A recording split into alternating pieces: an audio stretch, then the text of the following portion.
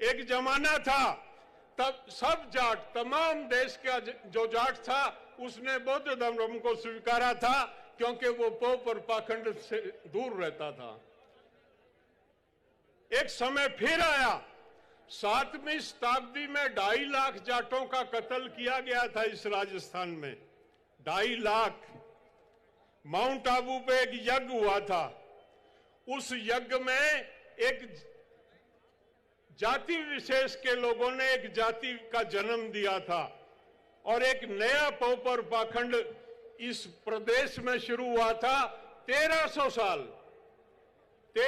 साल हमारे बुजुर्गों ने वो गुलामी सहन की। मैं यहां बताना नहीं चाहूंगा, डिटेल से बताऊंगा तो बहुत लंबा समय लगेगा। आपने अपने बड़ों से सुना होगा कि आज से 100 साल पहले की स्थिति क्या थी समाज में हमारी। हम कहां थे? क्योंकि हम पोप और पाखंड का विरोध करते थे और वो शक्तियां मजबूत हुई, उन शक्तियों ने मजबूर होके हमारे समाज का उत्पीड़न किया। ऑल इंडिया जाट महासभा का गठन होने के बाद 1907 में ऑल इंडिया जाट महासभा का गठन हुआ। जाट ने अंगड़ाई ली और जाट ने तय किया कि अब ये जुल्म बर्दाश्त नहीं होगा, और उसी का नतीजा था कि सीकर में जब चौधरी छोटूराम आए थे, 1.25 लाख जाट पलकटी और कुआड़ी लेके उस सिस्टम को खत्म करने के लिए खड़ा हुआ था।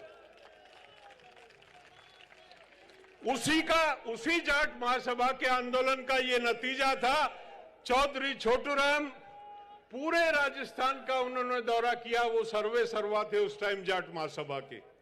उन्होंने 2 बात कही हर मीटिंग में। चौधरी छोटूराम कहते थे, दुश्मन पहचानो, बोलना सीखो और दुश्मन पहचानो।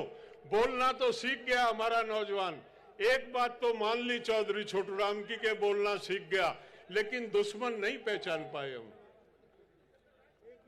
आज हमको अपना दुश्मन पहचानने की जरूरत है कि हमारा दुश्मन कौन, हमारा मित्र कौन है, हमारा शत्रु कौन है।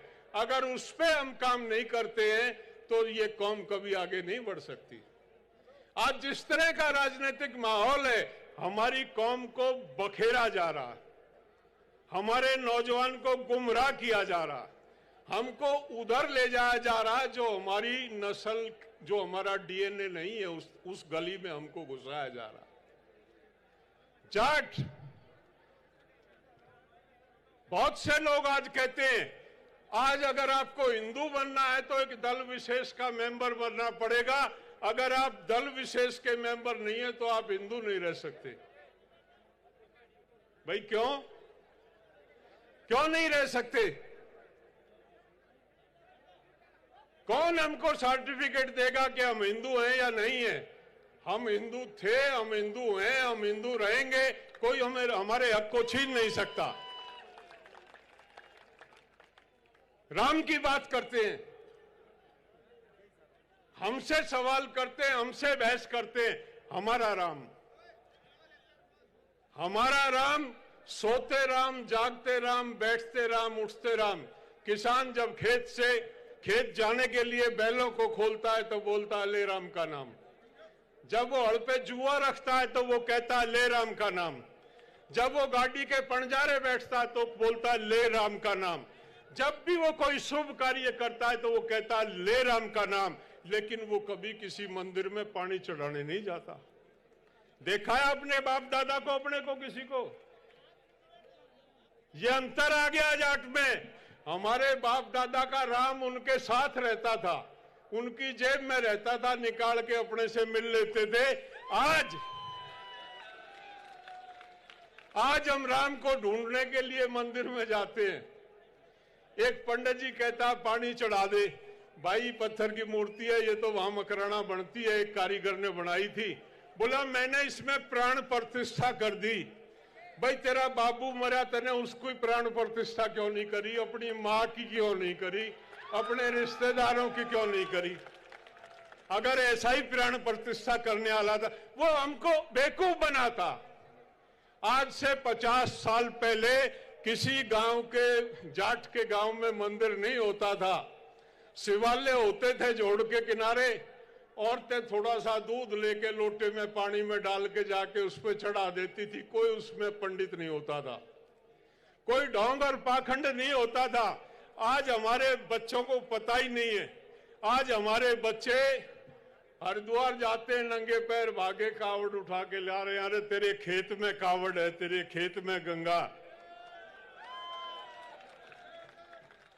एक चौधरी हर की पैड़ी पे रोहतक की तरफ मुंह करके पानी दे रहा था। भीड़ इकट्ठी हो गई। भीड़ ने देखा बूढ़ा पागल हो गया।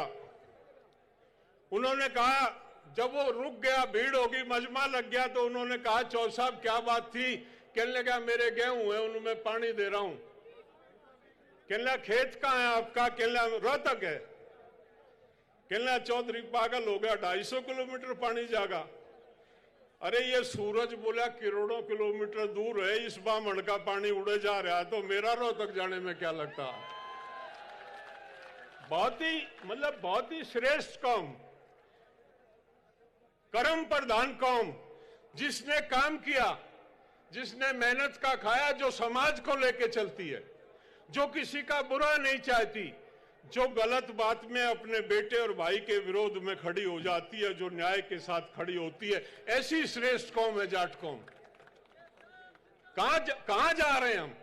किस दिशा में जा रहे हैं? कौन सी दिशा हिंसा हमारी कौम में बनी है? इसमें एजेंडा है सामाजिक कुरीतियों का, इसलिए बोल रहा हूं राजा राम जी कि इस पे बोला नहीं कोई। नेता आते हैं, वो अपने नेता, हर आदमी बेचारे की मजबूरी है, वो अपनी पार्टी की बताने लगता। समाज में हमको, समाज ठीक होगा तो जाट ठीक होगा, और जाट ही नहीं रहेगा तो फिर करेंगे क्या इस धंधे का? बच्चों को जाट बनाओ भाई, बताओ हम जाट हैं, हम अन्याय से लड़ते हैं, हम पोप और पाखंड में नहीं पड़ते हैं, हम मेहनत करते हैं, हम हर उसके साथ हैं जिसका कोई नहीं है, उसके साथ हैं हम। वो कौम है हमारी, वो जाट है हम।